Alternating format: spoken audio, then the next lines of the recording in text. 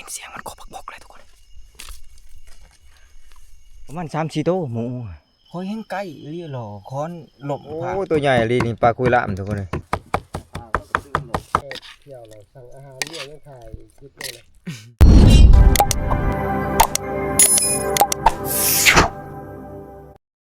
มื้อนี้บ่เฮียงสิออกเลาะไต่ตาทุกคนเลยออกไปหาเลาะฟังเสียงหมูมันโคบกทุกคนเลยสายเดียวคือเก่านะไปมื้อนี้ทุกคนสิไปหาเลาะแถวบ่อนที่บ่เฮียงเพาะมันกินเมื่อวานนี่ทุกคนเมื่อวานนี่บ่เฮียงไปหาเลาะเบิ่งทำเลมันเห็นกบกหลายกทุกคนเลยแล้วก็สิไปเลาะเบิ่งทรายนะทุกคนหมูป่านี่มันกินแล้วก็อันน่ะพานทองแท้เพิ่นก็เพาะทุกคนอยู่ชายเดียวกันเลยนะอยู่ชายเดียวกันเลยทุกคนพานทองแท้เพิ่นเพาะจูหนึ่งช่องจูพอดี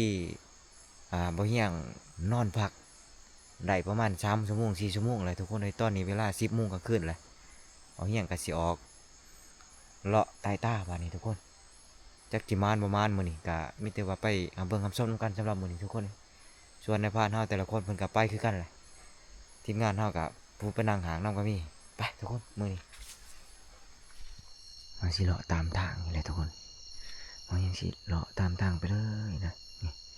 เพราะว่าอยู่สองข้างนี่มีแต่กบกเบิดแท้นี่นี่ฟังเสียงมันกบกแล้วก็จังสิเข้าทับทุกคนเลยเลาะไปเรื่อยๆนะ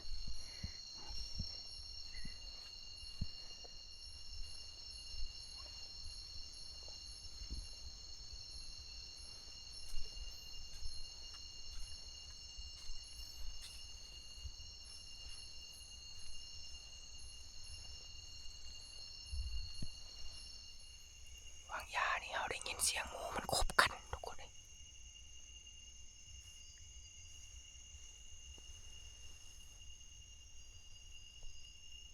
เสียงมันกบกันวางยานี่บ่เฮียงได้ยินทุกคน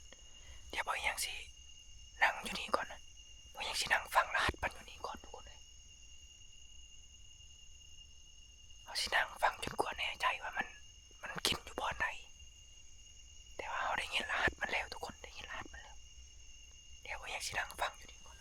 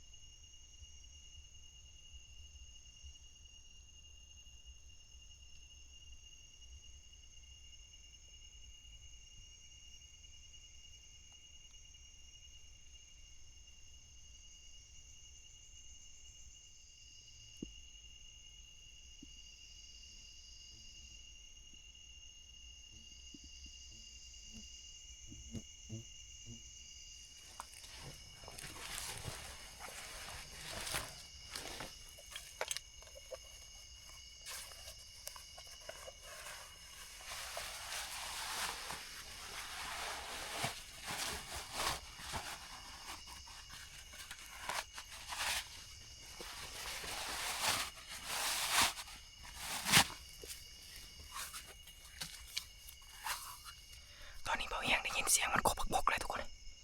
มันกินมักบกแล้วเบาเอียงได้ยินเลยเดี๋ยวสิจอบเข้าไปทุกคน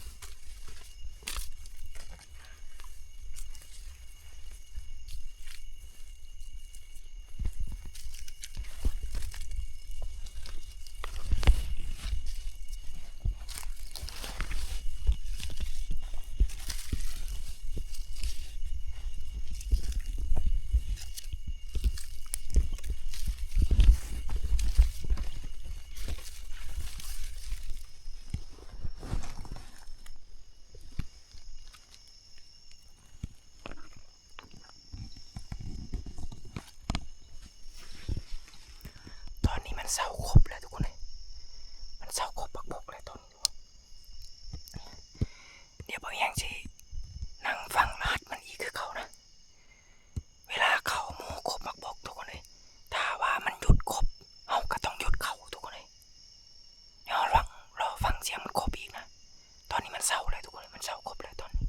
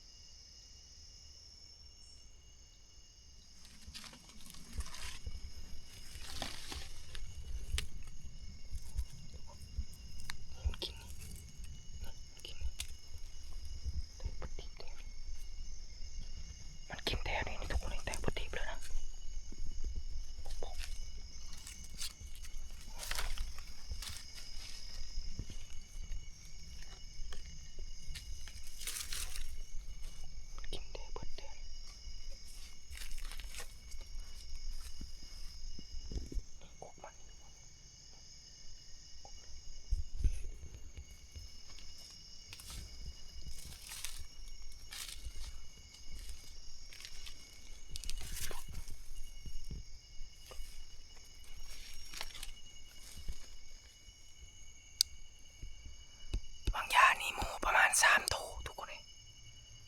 ประมาณ3โตมันก็บกบ่ยังเข้ามาบ่ทันมันออกก่อนทุกคนเลย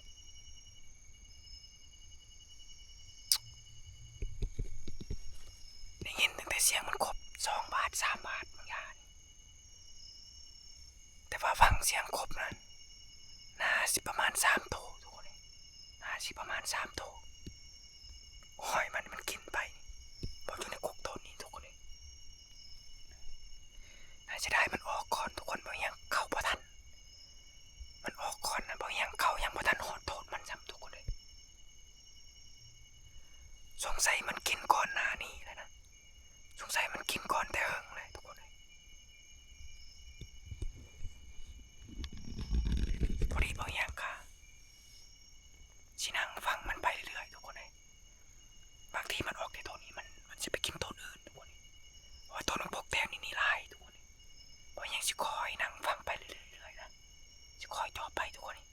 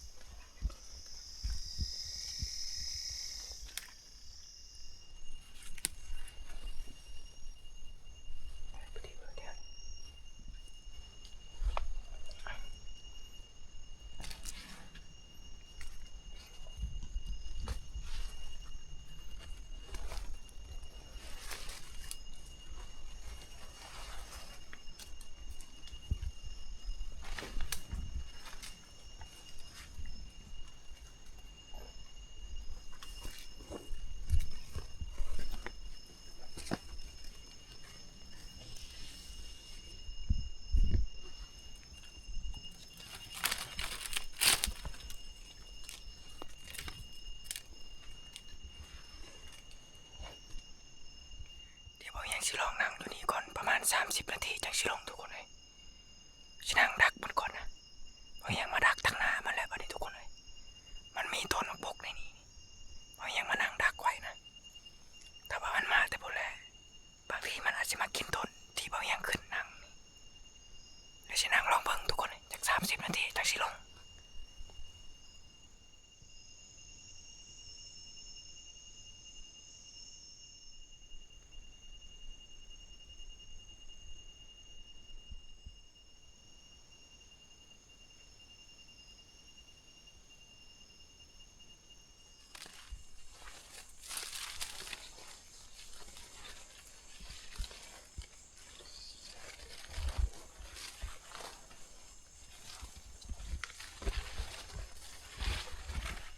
ตอนนี้เวลาเที่ยงคืนแล้วทุกคนเลยเดี๋ยวเราสิเลาะไปเรื่อยๆนะเราฟังเสียงมันกบกทุกคน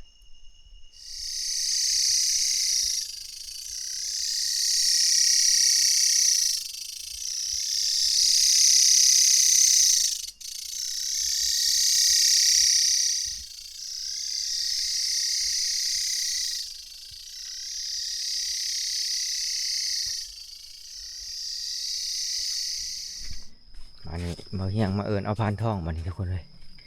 ไปสมทบกันอีกเทื่อหนึงสิไปเลาะตลอดสอดแจงเลยบัดนี้ทุกคน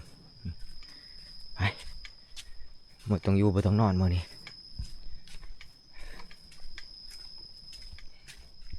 ไปหอดเครื่องทางแล้วสิแยกทางกันแล้วก็เอาอย่างสิไปทางเบื้องนี่ในพานทองแท้เพิ่นไปเบื้องนี่ทุกคนเลยเลาะลัดใส่กัน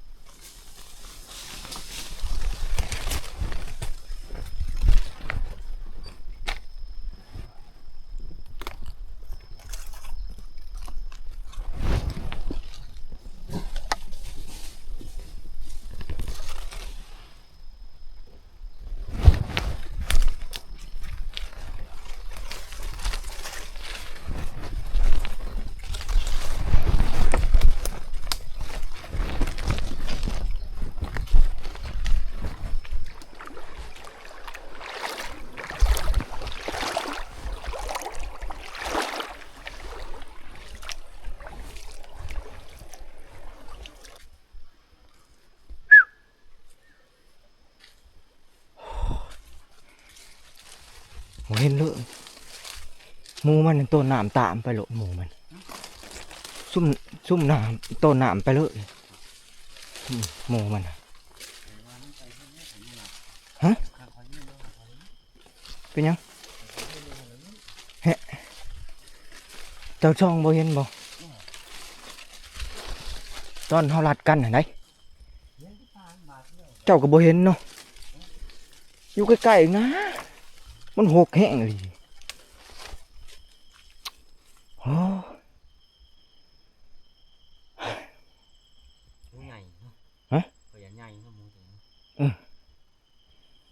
ก็เห็น หมูหันประมาณ3-4โตวหมู ผมมารัดหมูมันก่อน มันตื่นเจ้าบ่หรือตื่นข่อย ตื่นเช้า ตื่นข่อยเนาะและหมูมันเห็นข่อยจอบเขาข่อยเข่าคุ้งโพดข่อยเข่ามันเห็นข่อยแบบนี้แต่แม่นข่อยโอ้ย ใช่ไปได้ยินเห็นเขายืนอยู่พุ่นพอได้ยินเสียงกึมาเลยเขามาชวนมานี้มาหัวามันหยั่งอีกตัวหนึ่งขันหยั่งอีกเขายืนอยู่คนเลยครับพอเขาออกมาตัวหนึ่งเขาเห็นตามอยู่ว่าเห็นมาเดียว กระโตมันอักอะไรโตเขาลัดกันอิหยังอยู่คนละสนก็ยังบ่เห็นข่อยเห็นไกลเรียหรอค้อนล่มภาพลัดไว้จังซี่ มันสิอยู่ค้อนเบื้องนี้ ขอไปชวนนัดทางนี้ที่จังหวะนี้ ถือแล้วมาสวนกัน เพราะว่าสิมันมาคิดว่ามันสิไปพุ่นของมันหาทางไปพุ่นเขาเห็นแต่ตาบาดเดียว ตอนเขาไฟหับกันเพราะว่า แหน่ตัวมันตื่น เพราะว่าหมูใหญ่เติบหมู ไงโตใหญ่โตหมูเถาะกับโตมันตื่นคอยทำอิฐนะ อืม คอยจอบเขาหันเขาพุ่งคุ้งโพดเขา มักโบกบ่มกิน มักโบก อยู่ไหนเนาะ เป็นเป็นถ้าว่า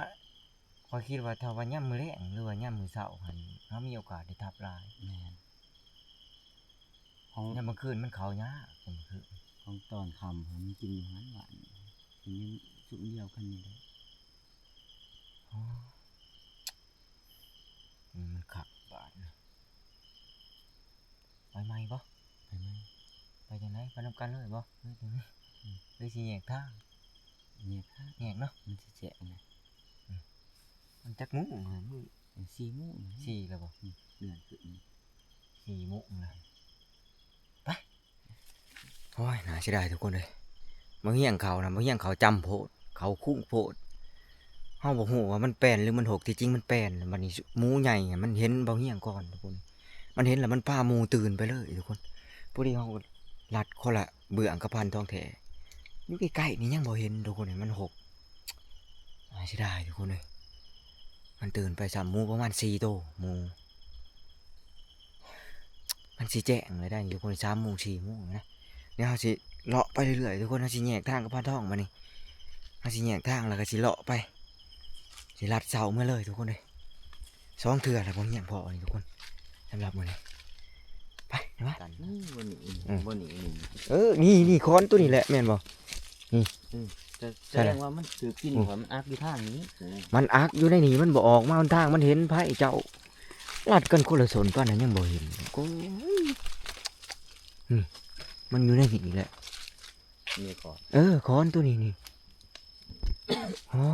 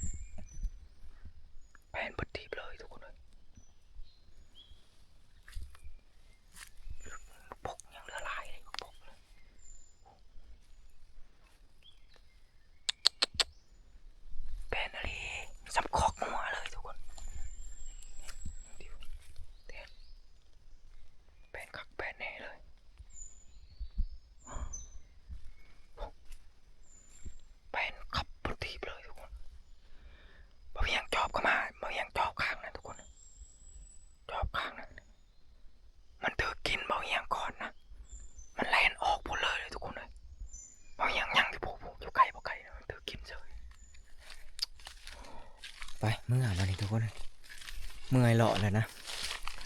บ่เฮียงออกไต่ตาคนเดียวมานี่ตั้งแต่9 โมง 10 โมงยามมื้อคืนทุกคนเลยก็คือเว้าคือสิเว้าลำแหลกตั้งแต่บ้านนี่พุ่นแหละ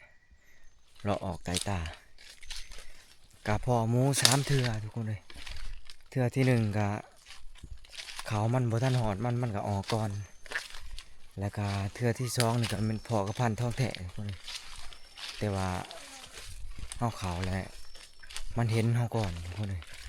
มันก็เลยแตกไปซ้ำรอบที่3นี่คือบ่เฮียงพอบางเช้านี่ทุกคนนี่พอบางยานี่ก็คิดว่าสิเป็นหลอบแกมืออะไรทุกคนแต่ว่ามันถือกินอีกบ่เฮียงก็อยู่ใกล้เติบเลยจากตัวมันทุกคนเลยแต่ว่ามันยังถือกินได้ยอมรับว่าดังมันดีทุกคนเลยหมูป่านี่นะมีโอกาสหลายเถื่อทุกคนแต่ว่าบ่ได้ทับมันนะบางอย่างก็เมื่อยทุกคนเลยเลาะจนหิวอยู่หิวนอนทุกคนเลยบ่ได้นอนจักหนีบเลยทุกคนเลยเพื่อสิได้กินมันเพื่อสิได้อยากมันบ่แม่นเรื่องง่ายทุกคนเลยยาก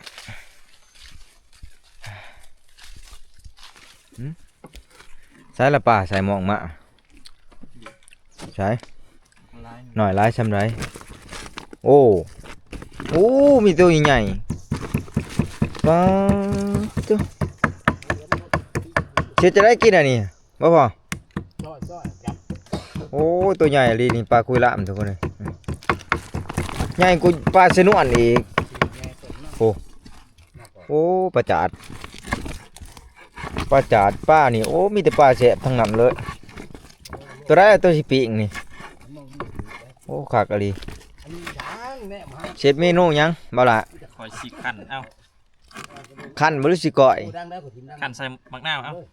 คันสะบักนาว แมนแล้วก็ไปเติมข้าวคั่วเล็กน้อย โอเคโอ้คักตัวนี้มันแต่งแสบนี่ป้านี่โอ้ป้านี่ข้าก็เห็นนี่อยู่บ้านเฮานี่ช่องนี่ว่าใหญ่แล้วอยู่บ้านเฮานี่มาแล้วก็แล่นไปอาบน้ำทุกคนเลย2 มื้อแล้วบ่ได้อาบน้ำมื้อมาก็บ่ได้อาบกำลังอาบมื้อนี้ คอยงูเป็นหยังเจ้าจังบ่อาบ เป็นหยัง ย้อนย่านกินผู้สาวออกก็เลยบ่อาบ อ๋อ ไปหาผู้สาวมาใหม่ เศร้าอีกแล้ว ๆแม่นบ่ แม่นก็แม่นโอ้เขากินปูกินปลาจะสิกินข้าวจี้เห็นบ่ กินก็กินคือกัน บ่เด้อวะ เจ้ายังบ่อันนั้น ไปเจอ อี สิออกเลย อืม บอกเป่าตอนที่ตลาดบอกเป่าเขาไม่กลุ่มนี่แล้วก็ประกวดเนาะป้าน เบิดข่อยย่อมโหลดป้าชันนี่3โตผู้เดียว เบิด ยัง เอาโกโปรมาลงกันมา เจ้าอย่าสิเถียงกันเรื่องปีกปอกปีกปลา ไปเว้าเรื่องการพนันบ่เบิดข่อยก็คุ้มกินมันเบิดคงข่อยอย่างใดเนาะลงกินคุ้ยจะให้เจ้ากินคุ้ยลงเอาหน้าเนาะ กินกล้วยกินหูมัน กินหูมัน หมูมันไม่ใช่สิมีเดี๋ยวหมูกล้วยคงข่อยอย่างใดบ่เบิดข่อยก็กินให้เบิด ว่า การพ เว้า นัน อีอะไรในผ่าน บ่ เว้าเรื่องปิ้งป้านี่ค่อย ข่อยคันบ่ปานใด ข่อย แต่ มา ยังน้อยนี่ค่อยปิ้งนี่2 หีบ 3 หีบก็เบิดได้ปิ้งป้ากินป้าปากมีแต่ซ้ำนี่ มัน บ้านจำลายป่ะ มัก กิน ว่าซั่น กิ ซะ ของปีงของ มักปิ้งปลาว่าซั่นซะ มักปิ้งป้ามักกลัวซีนกลัวไข่พุ่นแหละ เอ ปิ้ง อ ป้า สั่นแล้วแม่ ไปอยู่บ้านเบาลาเด้อขนมนั่นเด้อปลาลาย แต่เบาหลาก็ยังมากินปลาบานโพนสูงยังสิให้พานทองไปกินปลาบานเบาหลา กับใส่ประคอคือกันนี่เอาเต็มถ้วยมากก็เบิด เอ กล้วยนี่บักกล้วยนี่หวีหนึงนี่มานั่งกินผู้เดียวนี่บ่เทิงเคิงสมุงเบิดกล้วย พันเอาผู้สาวมาก้อยอู อ๋อ ก้อยเราเฮ็ดโอดเอ็นห้อยจะก้อยอูข่อยน่ะข่อยตกข่อยหายได้ว่ะ เออ นั่งหยอกอยู่เฮาก็หัวพอตื่นมานั้นจักตกอูอีหลีเอาแหละว่านั่นนี่ก็เป็ดว่ะ นี่มันคักเนาะ จะแม่น แต่ว่าหมูของบ่เขาเนาะหมูเนาะ หมูบ่เขาบ่ได้ยิน เนาะ นั่งจนรับคาที มื้อหน้าไปหานั่งใหม่แก้มือรอบแก้มือ ผู้ชายแหละกล้วยอูเจ้า ให้ว่ามาว่าคือมึกมา มุกเอาในพาน มันจะร้อย มันหอมมุกเอา สูตรข่อยนะอย่ามาบอกข่อยมันฟิกอยู่ในมือข่อยอยู่ซื่อๆเจ้า บ้านบ่ทันผึ มันเป็นหยัง น้องหมอแบบพี่ฮะย้อนเว้าแนวนี้แหละ เฮ้ย มันจะทำนี่แหละ วาย จี้ซ้ำนี่แล้วก็กินเป็นหน่วยกัด แซ่บเลยเนาะกินให้เบิ่งเลยเป็นหยังจักหาหน่อย มีแต่ไปล้างสะอาดเล็ก อ่ะ ปั่นดีเด้อหลัง ต้นเกิด ยิงเอาไปยิงแถมชนน้ำ เอาอันนั้นเด้อจี้ซ้ำนึงแล้วก็เอาใส่ดังพระเบาหญ้าโอ้พวกนอนแบบ เล่ากับเราถึงว่าเล่าว่าไปหนาคาว่ารูปลังถ้าว่าเล่าได้ว่ารูปลังแม่นบ่อ้าย ไหน เห็นบ่เขายิงกันหมอเล่าว่าไปบังโพนหมอคาว่าไปพ่นบังเฮ้ยว่ะไปหอดพ่นบังเจ้ายิงถึกแต่พ่นแม่นบ่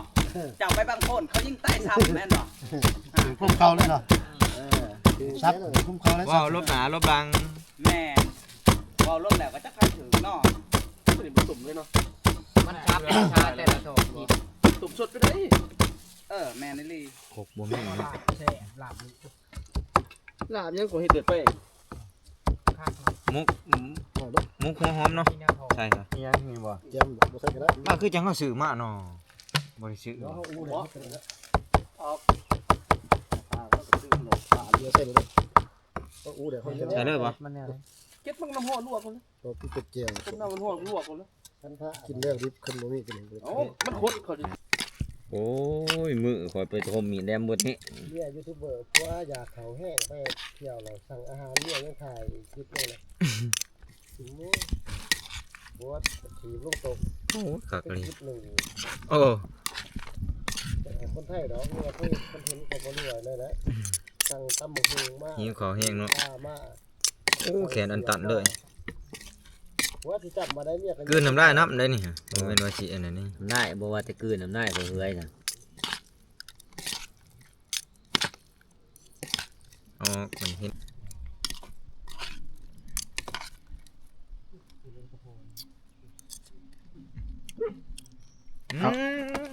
บ่ เอาไห้หุ้ยเนี่ย เป็นว่ากลางค่าข้อแซ่บจนอยากจะร้องไห้ หมดแล้ว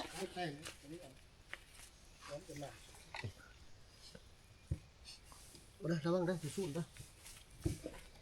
โอ้ผักกระครบเนาะ เพื่อได้สู้ตีพวกนั้นแหละ ไปเบิดบ่บวงบ่ได้ เอามาเบิดแหละแต่ว่าจักสิคบกันหรือบ่ พ่อใหญ่จอย ค ไป น ละ ละ7-8กะบ่ได้บ่ พ่อใหญ่จอยเฮ็ดทีลงน้ำบ่ได้ มะเขือมะหอมหา ตักเอา ต้ม ได้ คือมัน โอ้ย โอ้ย หมดไปได้ดอก โอ้คือจังจวดเลย จับก้นมันโลนะ เบิดแล้วบ่ถวยชีอันนี่เนาะ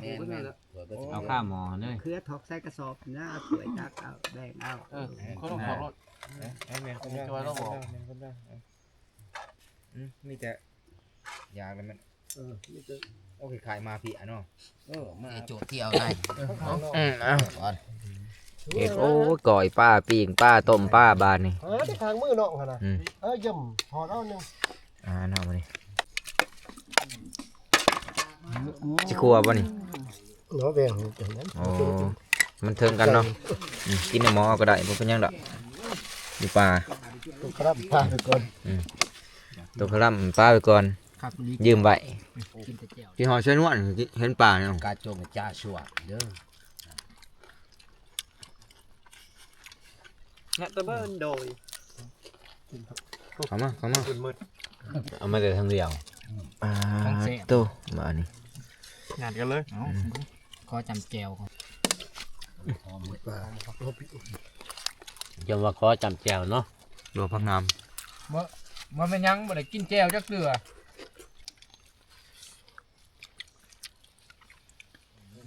ำติ่งปลา กินแล้วจะติดใจ อาหารมีหลากหลายชนิดอยู่ได้ คักเลยเนาะ กินแล้วมันสิยาม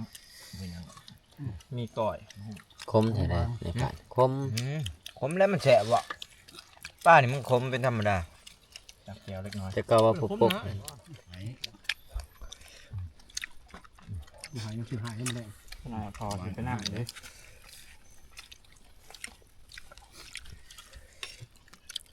เนี่ยบ่เหลือของผมครับ อ๋อบอลของผมเนี่ยมันแฉะ สั่งหมอคานไปโลดคานตกบาน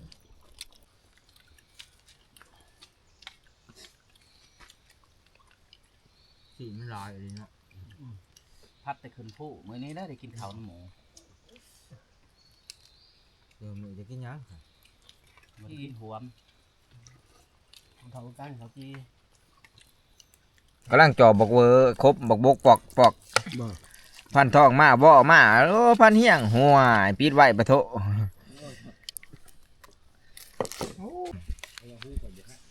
โอ้ยฝนกระตกบาดนี่ใช่ไหมมันคักเนาะเอ้าเกิบบักไล่ คนโตกนี่ไปเที่ยงห้าโลไร อีหุยเอานี่บ่หานกินบ่ยันเอาหุยเอานี่กินโลดชิ้นแดงใส่ชิ้นเบิดซี่ครับ กินมีมกินเหลียบปลายหมู เอามาพีกให้มันกินหน่อยติ จนหาลงบ่สอกตายว่าคงสิอยู่ แช่บไรกินข้าวน้ำต้มก้อยปลา